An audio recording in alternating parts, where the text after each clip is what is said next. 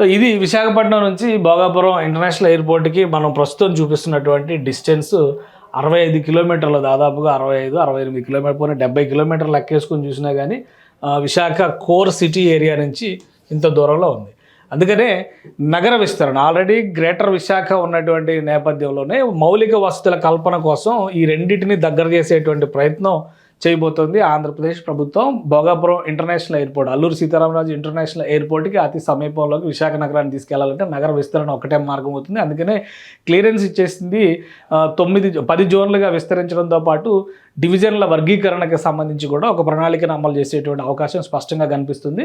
So నగరం ఇక మీదట ఇటువైపు మరింతగా విస్తరిస్తుంది కాబట్టి ఈ పరిసర ప్రాంతాలన్నింటిలో కూడా భోగాపురం నుంచి విశాఖపట్నం వచ్చేటువంటి మార్గంలో మొత్తంలో కూడా డెవలప్మెంట్, రకరకాల వెంచర్లు, ప్రభుత్వానికి సంబంధించినటువంటి ప్రాజెక్టులు వస్తాయి. వాటికి అనుబంధంగానే ప్రైవేటు సంస్థలు, ప్రైవేటు నిర్మాణాలు, ఇంకా రియాలిటీ రంగానికైతే ఒక ఊపు ఇచ్చేటువంటి వ్యవహారంగా మనం చెప్పొచ్చు. విశాఖపట్నం నుంచి భోగాపురం వరకు వెళ్ళేటువంటి స్ట్రెచ్ మొత్తం కూడా అంతర్జాతీయ స్థాయిలో వచ్చేటువంటి సౌకర్యాలు, వస్తువులు తీసుకురావాలని చెప్పి ఆంధ్రప్రదేశ్ ప్రభుత్వం భావిస్తుంది. ఇందులో భాగంగానే రిక్రియేషన్ జోన్స్ని, అలాగే హాస్పిటాలిటీకి సంబంధించినటువంటి వ్యవస్థల్ని, వీటన్నిటిని తీసుకురావాలి. ప్రకృతి వైద్యానికి సంబంధించినటువంటి సంస్థలను కూడా ఇక్కడికి ఆహ్వానిస్తుంది. ఎందుకంటే ఇటువైపు అంతా కూడా నేచర్ చాలా బాగుంటుంది అనేటువంటి అభిప్రాయంతో.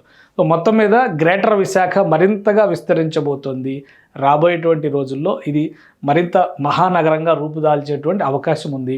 అలానే ఇప్పటికే ఆంధ్రప్రదేశ్ ప్రభుత్వం దీనికి సంబంధించినటువంటి ప్రణాళికల్ని అమలు చేసేటువంటి క్రమంలో విశాఖపట్నానికి సంబంధించి కొన్ని చర్యలు తీసుకుంది. అందులో భాగంగా మనం చూసినప్పుడు విశాఖ నగరాన్ని ఒక semi outer ring road Visakha నగరానికి సంబంధించి అమలు చేయాలనేటువంటి ఒక ఆలోచన ఏపీ ప్రభుత్వం కూడా చేస్తుంది.